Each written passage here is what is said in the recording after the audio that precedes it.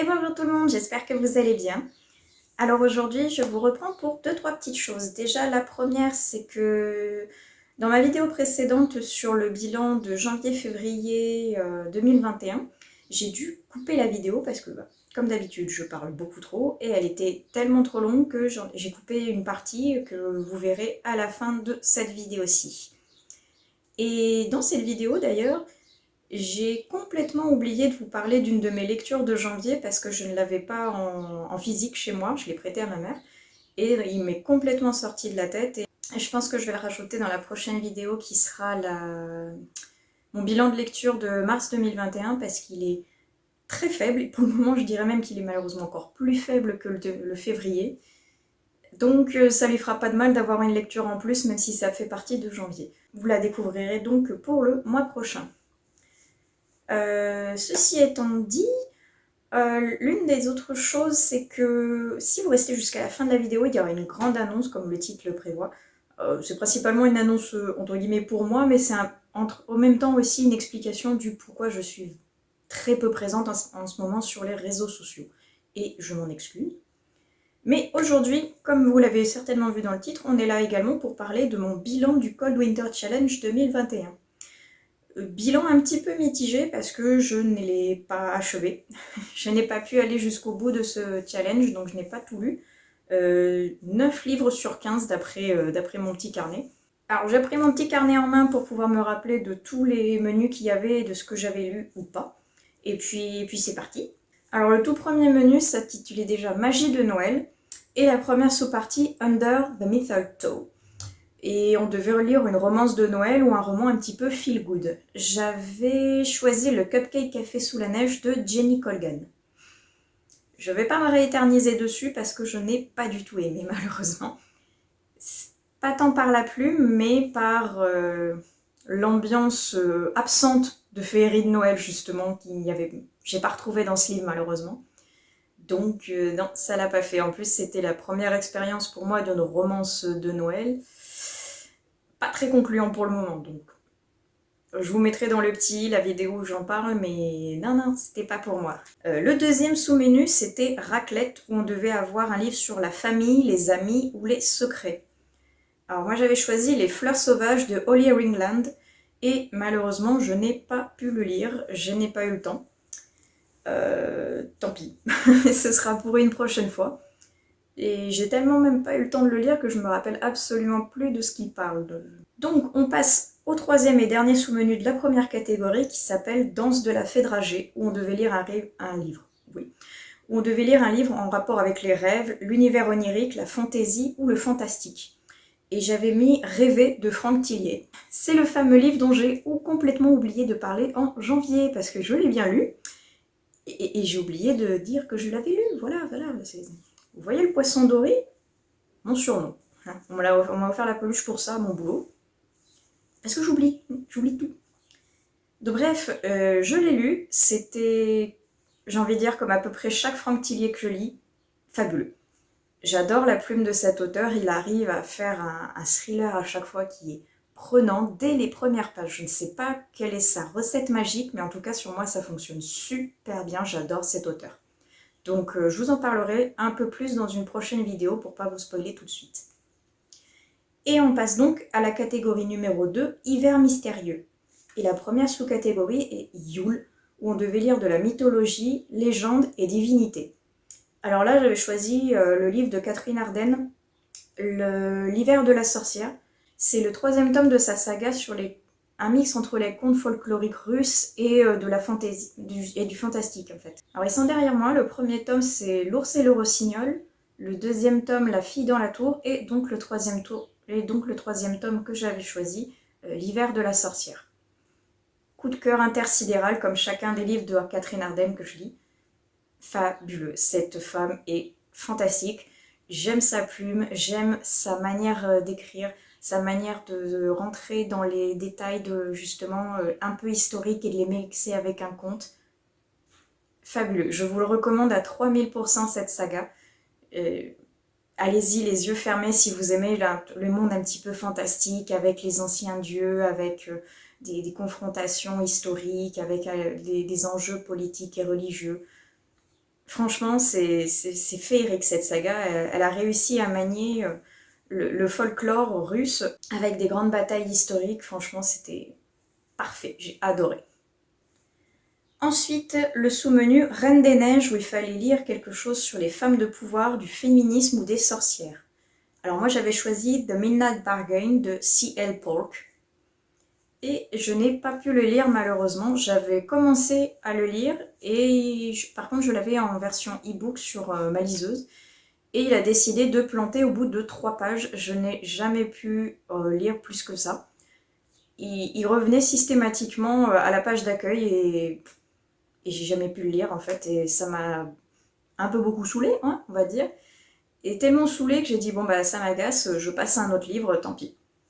Et je suis jamais revenue dessus parce qu'à chaque fois que je revenais à la page 3, bah, il repartait au début. Donc certainement un petit bug dans mon fichier EPUB, mais tant pis, j'achèterai le bouquin plus tard.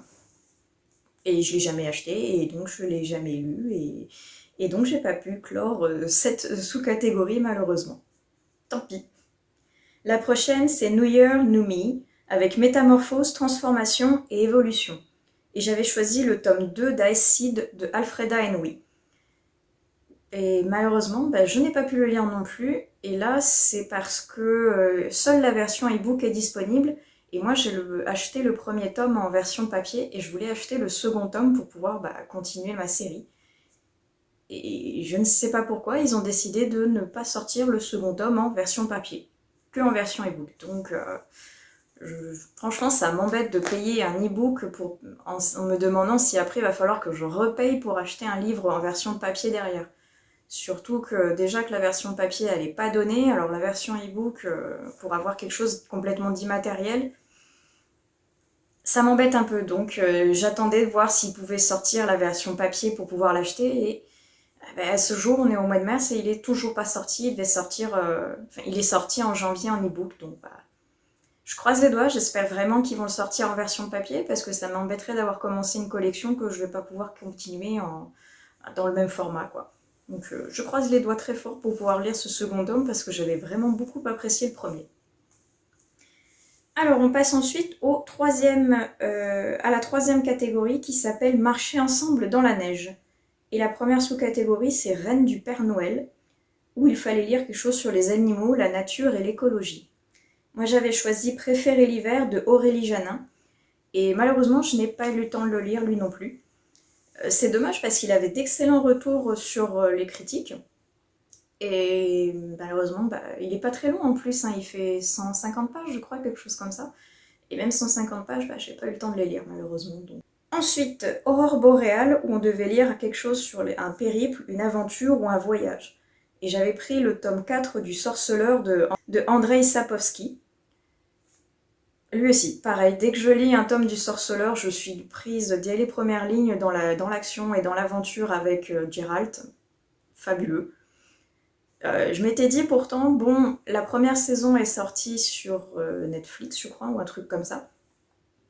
C'est pas mal, mais quand on a lu le livre, on est complètement perdu en fait, parce qu'il y a des gros problèmes de temporalité, je trouve, avec des bonds dans le passé, dans le présent, il y a des personnes mortes qui se reviennent au prochain épisode, on est un peu perdu. Et quand on a lu le livre, c'est vraiment perturbant parce que si on voit des personnages qui n'existent même pas dans le premier tome, en fait, on les voit qu'à partir du troisième. Donc je me suis dit, bon, je vais attendre que la série continue et je lirai les livres après. Le coronavirus est arrivé et toutes les séries sont arrêtées ici. Donc, loupé. Hein. Nous n'allons pas voir la suite du Sorceleur pour le moment sur la télé, donc je me suis dit, tant pis, hein, je vais les lire et j'ai craqué. Maintenant, j'ai lu les 4 premiers tomes et j'en suis au 5e. Et c'est toujours aussi bien, franchement, chaque tome... les 2 premiers sont un peu spéciaux parce que c'est plus un petit recueil de plusieurs nouvelles, donc plusieurs aventures de Geralt qui permettent de poser un petit peu le décor, trouver un peu le sens un peu mythologique, un peu la quête justement de ce sorceleur. Et la vraie histoire commence, on va dire, vraiment à partir du tome 3. Mais c'est vrai que le fait d'avoir lu les 2 premiers tomes, même s'il n'y a pas vraiment de corrélation avec le début du 3, permet de mieux comprendre l'univers en fait. Donc on peut les lire, on peut commencer directement par le tome 3, il n'y a pas de souci, mais on est quand même beaucoup mieux imprégné des personnages, de l'univers, des créatures, quand on a lu les 2 précédents en fait. Et ben moi je peux pas spécialement vous parler du tome 4 parce que c'est vraiment en plein dans l'action, les tomes se suivent, et ça peut vous faire des énormes spoils si jamais vous n'avez pas commencé la série. Mais franchement, elle est vraiment très très bien. Je me régale à chacun des tomes et j'ai la version intégrale, donc avec tous les tomes bout à bout, donc à peu près comme ça la saga. Et j'ai pas de, comment dire, de distinction entre la fin et le début d'un autre livre. Et à chaque fois, la fin du tome, je m'y attends pas et je me dis, ah purée, j'avais dit je lirai pas le prochain tome à la suite. Et je me retiens, hein, mais à chaque fois, ça me donne envie de tous les enchaîner. Et le problème, c'est que c'est une pavasse qui fait 1000 pages et quelques, tous les tomes bout à bout, donc j'ai déjà pas le temps de lire beaucoup de livres, donc si je me concentre que sur une seule saga, vous allez entendre parler du Witcher pendant des mois, quoi, donc ça va vous saouler complet. Donc je me cantonne à un tome par un tome, et là, bah, j'ai hâte de lire la suite. Alors ensuite, la dernière sous-catégorie, c'est Carol of the Bells, où il fallait lire un roman choral ou un roman avec différents points de vue, en fait. Et j'avais choisi The Dead House de Dawn Kurtagic. De Dawn, comme j'avais dit la dernière fois. Et très bonne surprise. Franchement, je ne savais pas trop à quoi m'attendre quand j'ai vu le résumé. Il y avait des bonnes critiques par-ci par-là. Et très très bonne surprise, franchement, c'était plutôt bien écrit. Un petit peu brouillon à certains moments parce que on va suivre une personne qui a des troubles dissociatifs de l'identité. Et donc, entre les 2 différentes identités, il y a des moments où on se dit, il y a quelque chose qui cloche un petit peu, c'est un peu brouillon dans l'écriture, on ne sait pas trop bien quelle personne en suit ni pourquoi en fait. Sinon, à part ça, c'était quand même plutôt intéressant, avec une bonne idée derrière, mais j'avais quand même un petit peu, on va dire, dès le milieu du roman, je voyais à peu près la continuité vers où on allait tomber en fait. C'est pas mal, mais c'était un peu trop évident pour certains points, on va dire. Donc, pas un coup de cœur là sur ce livre-là, malheureusement. Alors ensuite, nous passons à Hiver obscur, avec en première sous-catégorie Fantômes des Noëls passés. Donc, comme son titre l'indique, il fallait lire quelque chose sur les fantômes, les revenants ou les voyages temporels avec un jeu entre les époques. Moi, j'ai choisi What a Witch de Alex Bell, où c'était plutôt concentré sur un peu, oui, fantômes du passé et revenants sorcières, on va dire, ouais. Pas mal du tout. Pas mal du tout, bien qu'un petit peu maladroit certaines fois dans l'écriture, et trop court. Beaucoup trop court, justement, c'est ce qui fait c'est ce qui fait la maladresse d'écriture. C'est-à-dire que le roman va beaucoup trop vite. Pour moi, il n'était pas assez abouti et pas assez creusé sur certains points, alors qu'en rajoutant une centaine de pages, il y avait quand même matière à plus travailler certains points, notamment les points un petit peu, sans vous faire de spoil, un petit peu historiques qui sont en rapport avec ce fameux fantôme du passé. C'est dommage parce qu'il y a une excellente idée derrière avec cette auberge qui est fabriquée à partir du bois d'épave, à partir du bois d'une épave, et épave qui est lourde de fantômes du passé justement, et fantômes qui ressurgissent et qui embêtent un petit peu les personnes présentes dans cette auberge. Donc il y a une excellente idée derrière, mais qui n'est pas assez aboutie et pas assez creusée à mon goût malheureusement. C'est dommage parce que franchement, s'il y avait eu ces quelques pages en plus avec cette histoire un peu plus poussée, je pense que ça aurait fait un excellent roman et peut-être même un coup de cœur. Je vous l'ai pas dit, mais ouais, j'évite de faire des résumés de chaque livre que j'avais sélectionné parce que je les avais déjà évoqués dans une prochaine vidéo que je vous mets dans le petit. Donc je vous laisserai aller voir soit la vidéo avec tous les résumés des livres, soit la barre d'infos avec les livres qui sont cités. Ensuite, en passant donc à la seconde sous-catégorie de ce menu qui s'appelle Frissonner sous un plaid. Et là, il fallait lire de l'horreur, de l'épouvante, du thriller ou du suspense. Et j'ai lu L'illusion de Maxime Chatham. Bien, mais... mais pas un coup de cœur. Maxime Chatham, je vous renvoie une fois de plus à une autre vidéo où j'en ai parlé. Je suis assez mitigée avec ce que Maxime Chatham y fait. Il arrive très bien, je trouve, à décrire tout ce qui est horreur. Mais là, on était plus dans un espèce de petit thriller à huis clos. Il y avait on va dire un brin d'horreur, c'était plus un peu un côté un peu mysticisme, un petit peu étrange, qui était très intéressant en soi, mais qui m'a pas plus transcendé que ça en fait. Euh, c'est dommage, mais pour moi, une fois de plus, le Signal, il est tout en haut et il n'a pas réussi à être détrôné pour le moment. Donc, j'attends le prochain livre de Maxime Chatham et on verra si enfin il arrive à détrôner le Signal. On verra ça avec impatience. Et le dernier livre de cette sous-catégorie, c'était Nuit du solstice, où il fallait lire un livre de moins de 300 pages. Alors là, j'avais sélectionné 7 petites croix dans un carnet de Georges Simenon, que j'ai eu le temps de lire parce que justement, il était très court. Il était très sympa. C'est un classique, on va dire, un Georges Simenon, donc un policier, on va dire, lambda, avec une enquête un peu lambda. Mais ce que je lui reproche un petit peu, c'est le fait qu'il soit très court, comme pour Water Witch, et le fait qu'il soit si court, eh bien, ça empêche l'histoire d'être plus creusée et plus aboutie. Donc il est bien, mais par certains aspects, il est un petit peu, on va dire, bâclé, malheureusement. Plutôt sympa, mais c'est pas le meilleur Simenon non plus, d'autant plus que nous n'avons pas l'inspecteur Maigret dans celui-ci. Donc, dommage. C'était pas la meilleure des catégories que j'ai pu faire, celle-ci. Franchement, j'ai pas eu d'énormes coups de cœur. Donc on passe maintenant à la dernière catégorie qui était un petit peu bonus et qui s'appelle Au chaud devant la cheminée. Et la première sous-catégorie, c'était Grands enfants, où il fallait lire un livre jeunesse. Alors là, j'avais choisi le tome 2 de La Passe-Miroir de Christelle Dabos. Et je suis dégoûtée, mais je n'ai pas eu le temps de le lire, ni même de le commencer. Et je suis frustrée parce que j'ai adoré le premier tome, et j'ai pas eu le temps de lire le second, alors que j'aimerais vraiment me replonger dans cette saga.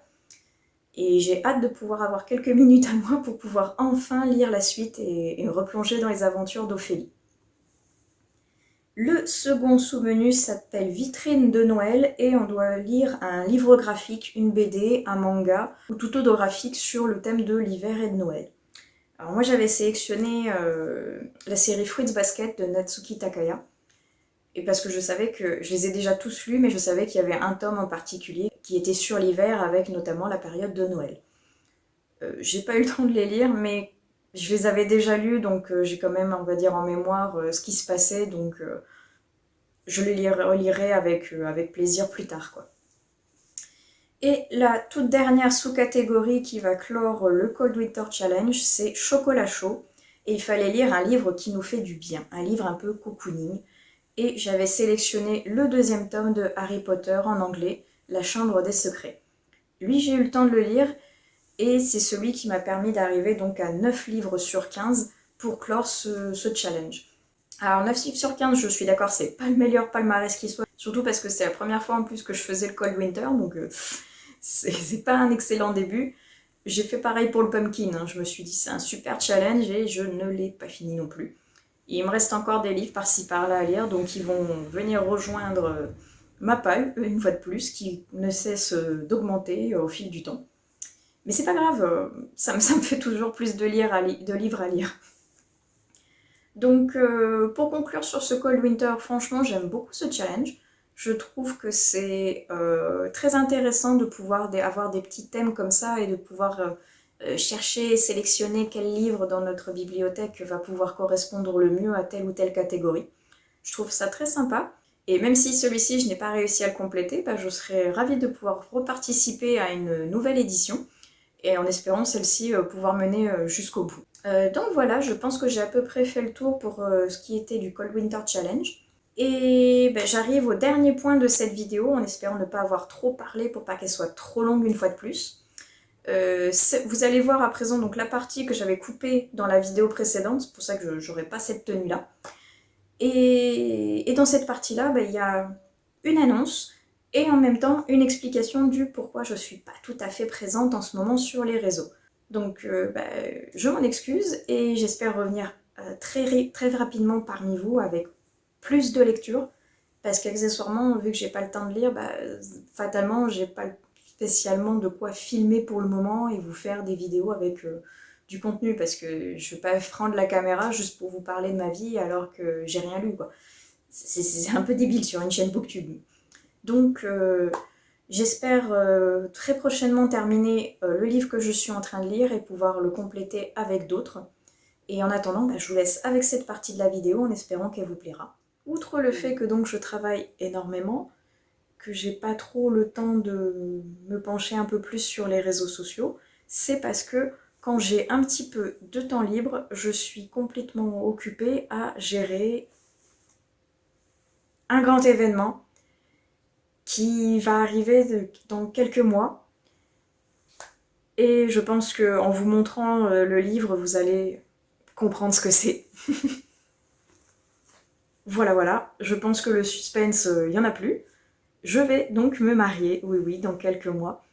Et j'en profite pour vous présenter ce livre qui, franchement, est un petit peu la bible du jeune marié complètement paumé qui ne sait pas comment organiser son mariage. Merci aux deux wedding blogueuses qui l'ont créé, La fiancée du panda et Weddingland.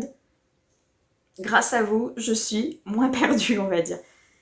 Il est très beau ce livre, franchement, déjà la couverture est magnifique. Et à l'intérieur, vous voyez comment c'est un petit peu organisé de manière très aérée, avec une écriture assez fluide, qui est bien aérée, entrecoupée des fois de jolies images, de petits DIY comme ça pour avoir des idées, des belles photos, des adresses.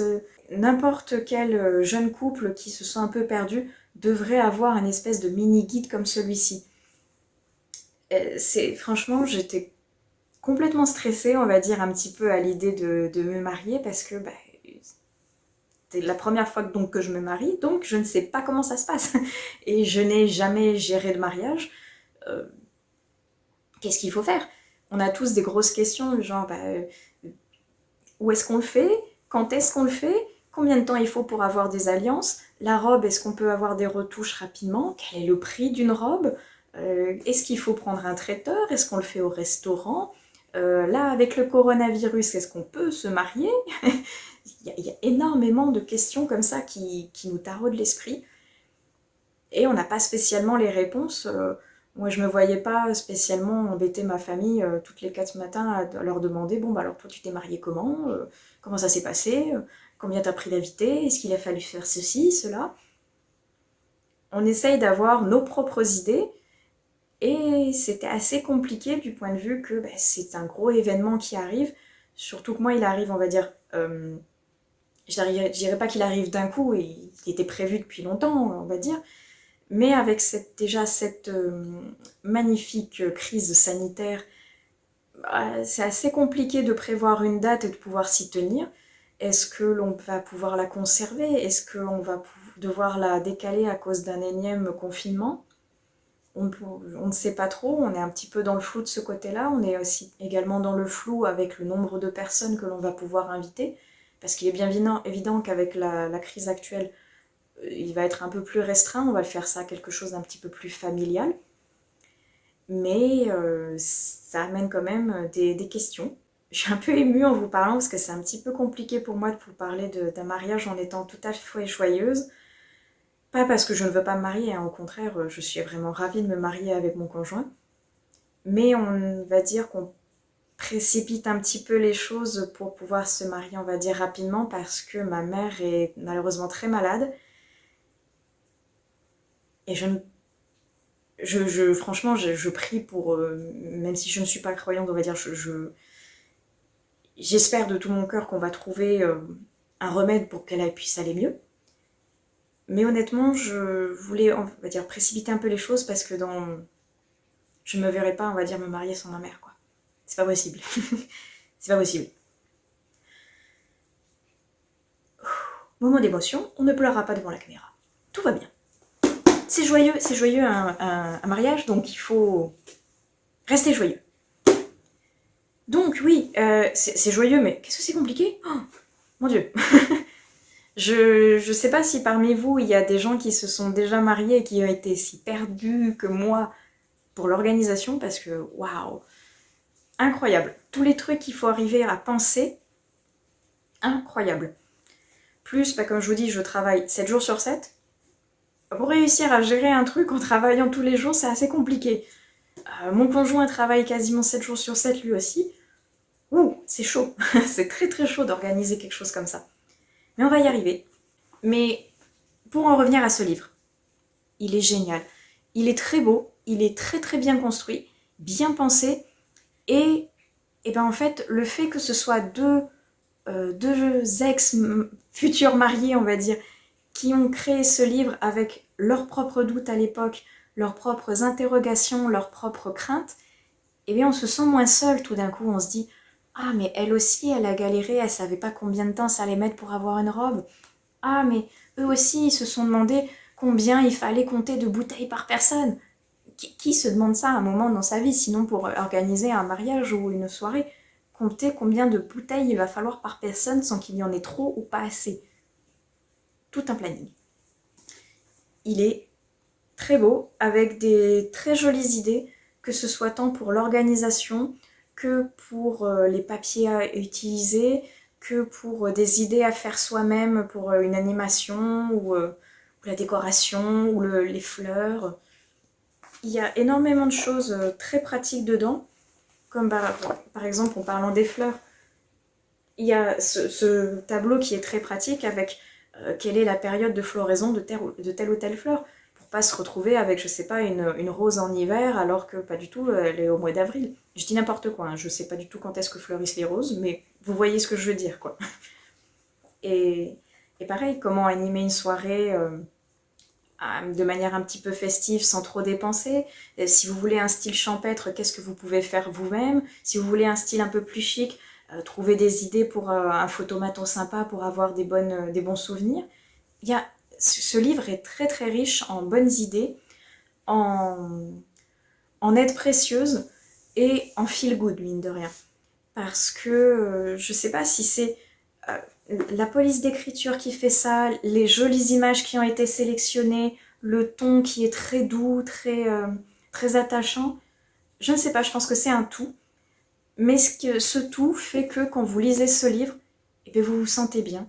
Et tout d'un coup, vous n'avez plus ce poids, ce stress que vous avez normalement sur les épaules de tenir cette organisation qui est conséquente, en se disant que vous allez être au centre de l'attention, mais qu'en même temps, tout ce qui se passe autour, eh bien, ça va être en rapport avec vous. Si les invités s'ennuient, ben, c'est que vous avez mal, on va dire, géré votre organisation. Si la musique ne va pas, c'est peut-être parce que vous n'avez pas sélectionné le bon DJ ou est-ce que vous n'avez pas utilisé une bonne playlist. Il y a toutes les interrogations que vous pouvez avoir, vous pouvez être sûre et certaine d'avoir à peu près tout le temps la réponse là-dedans. Et ça fait du bien. Ça fait du bien parce qu'il y a tellement de questions qui nous passent par la tête que on est tellement perdu en tout cas moi pour moi, j'avais besoin d'avoir un guide, au moins papier, plutôt que passer ma vie à chercher des idées sur internet ou aller embêter la moitié de ma famille pour savoir combien il faut que je fasse de centres de table ou je ne sais quoi. Non, il est beau. Il est pas très cher, il est 14,90 pour un gros livre comme ça, je trouve que c'est vraiment raisonnable. Je passe ma vie à le feuilleter, mais regardez, chaque image est jolie. C'est bien pensé, avec des jolies mises en scène, avec un petit peu un patchwork comme ça pour vous donner, vous voyez, les idées si vous avez envie d'un thème, je sais pas, un thème champêtre, un thème Hollywood, un thème ceci, cela. Tout est là-dedans. Franchement, c'est un superbe livre. Je pense que je vais avoir beaucoup d'idées là-dedans et je pense qu'il va beaucoup m'aider dans l'organisation de cet heureux événement. Et je pense que je vais conclure avec ce livre parce que, comme d'habitude, sinon je parle beaucoup trop, je vais mettre 800 ans encore à monter une vidéo et je vais me plaindre que je n'ai pas assez de temps pour monter une vidéo. Donc, on va l'arrêter ici. Peut-être que je vous en reparlerai un peu plus tard, justement dans l'avancée de cette organisation de mariage. Dites-moi si ça vous intéresse de savoir ce qu'on va faire. Je vous dis tout de suite, ça va pas être un truc grandiose. Hein. Voilà. Donc dites-moi si ça vous intéresse de savoir un petit peu sur les préparations, si vous voulez je sais pas, un vlog, des articles, savoir, je sais pas dans quel magasin j'ai été, peu importe, dites-moi tout dans les commentaires et ben, je verrai ce que je peux faire. Et puis voilà, donc cette vidéo va se conclure ici. J'espère avoir plus de livres à vous proposer pour le mois prochain et avoir plus de temps pour lire pour vous en proposer donc plus. En attendant, bah, merci d'avoir donc vu cette vidéo. N'hésitez pas à laisser un commentaire, un petit like, à aller me voir ailleurs sur les autres réseaux où je suis. Ça me fait toujours plaisir de voir que mon contenu vous plaît. Et puis voilà, bah, en attendant, je vais vous souhaiter de bonnes lectures, euh, plein de bonnes choses, et puis bah, je vous dis à plus tard dans une prochaine vidéo. Allez, ciao ciao!